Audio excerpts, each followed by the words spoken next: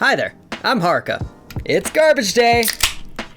We haven't taken out the garbage in almost 4 months, so it's just been sitting there. Actually, why don't we just dig into it and see what we got here? Like last time around, this isn't just all trash. I've got a genuinely good manga waiting at the end, although this time I might have to convince you a bit as to why it's not also trash, but we'll figure it out when we get there. Let's go. Shonen Choto Saboteko. A young boy always seems to catch this one office lady on her lunch break out the back of where she works. At some point, they begin to start regularly talking and sharing food. He falls a bit in love with her, and she, for her part, gives the kid some nice life advice. She also does a bit of teasing fan service every once in a while. This manga is made by a doujin artist. You don't even need to research the guy, just look at the way this art is done. He knows what all of this woman looks like. And you know what? He makes some damn good doujin too. But the big selling point on this trash is how this is essentially a cool girl manga, but there's an age gap. Now, I'm not into age gap, but the art is really good. This simple story of a kid with a crush on a grown woman is actually sort of compelling, as long as she doesn't reciprocate, which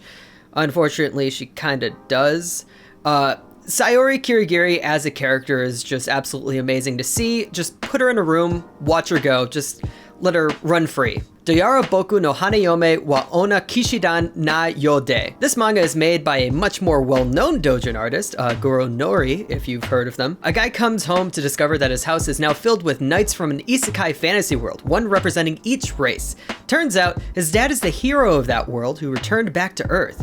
This kid must now choose one of the knights to become his bride. And also, his choice of bride is an incredibly high-stakes thing. Apparently, the race of the knight he selects will become the dominant race in the isekai world, which sounds wrong, that sounds genocide-y, but we haven't gotten to that point yet, so I mean, who knows what happens. Maybe it's just like, you know, voice in parliament. Some people in the isekai world want to kill him and stop this selection process, so makes me lean more towards the... As with any harem, this manga is built on its girls. There's the aggressive tomboy wolf girl that slowly catches feelings for him. There's the overly seductive Onesan, who is actually a virgin who really just wants to make sure her family isn't shamed for not winning this thing. And the obligatory Hime type, who sticks around so that she can simply be entertained by the boy. And the boring generic girl, which was the first one that he met, who will probably win because she's so much of a blank slate that the mangaka is gonna give her some epic sob story that's gonna explain why she wins. It's a pretty new manga. It only started in 2019, so I've only read 12 translated chapters. There's a new scanlation team on it, and I'm actually a big fan of these scanlators.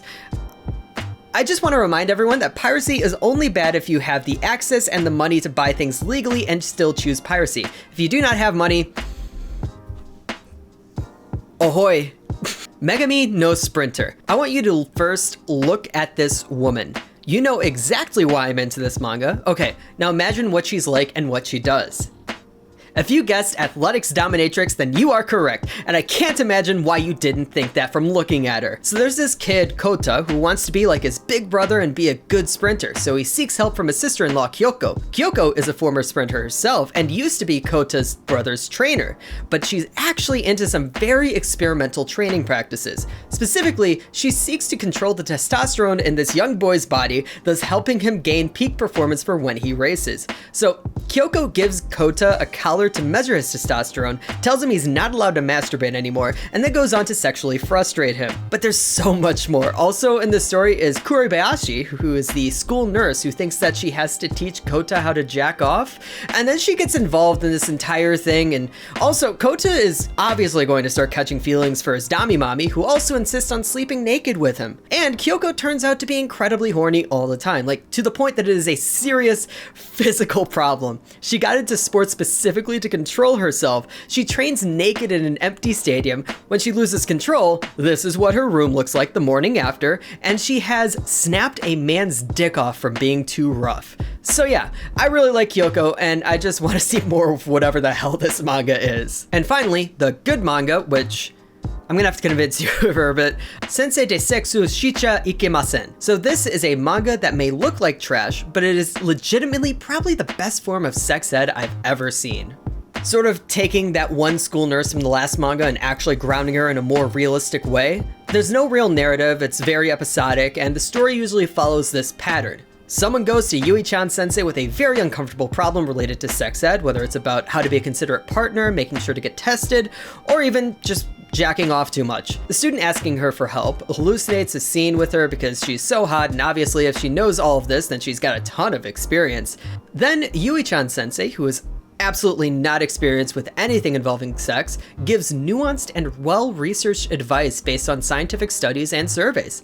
The student leaves with some actionable advice and more respect for their partner. We come away with some real information on the subject, and Yui-chan sensei's imposter syndrome just gets even worse. I refuse to call this trash no matter how much sex is in it, because the whole point of the book is to make you feel more comfortable with your own body and your sexuality. There's also a specific chapter about alcohol and what it does to your body. I'm definitely not drinking this episode. Really, it's just an incredible resource that I think should be used as a real educational resource. There's even an entire chapter where Yui-chan sensei gives her appeal to the principal about why what she does is important. If you want to understand how babies are made just a bit better, read this manga. And that's all I've got for now. So I guess it's time to actually remove the trash and put it out to be picked up. I hope you enjoy these sort of videos where I just give you a bunch of recommendations. I just find a lot of weird mangas sometimes, and I always love telling stories about them. Maybe I might get more involved in one of these with like a bigger and longer explanation, but you know what? This is fun enough, and just tell me which one of these you really like. This video is actually sponsored by Lucky Cats Sticker Company. Go buy some damn stickers, slap them on your laptop, slap them on your cars, slap it on your own damn face, I don't care. Go to luckycats.com and enter the code JOCK for 15% off. That's JOCK JOCK for 15% off at luckycats.com. Link in the description. Thank you.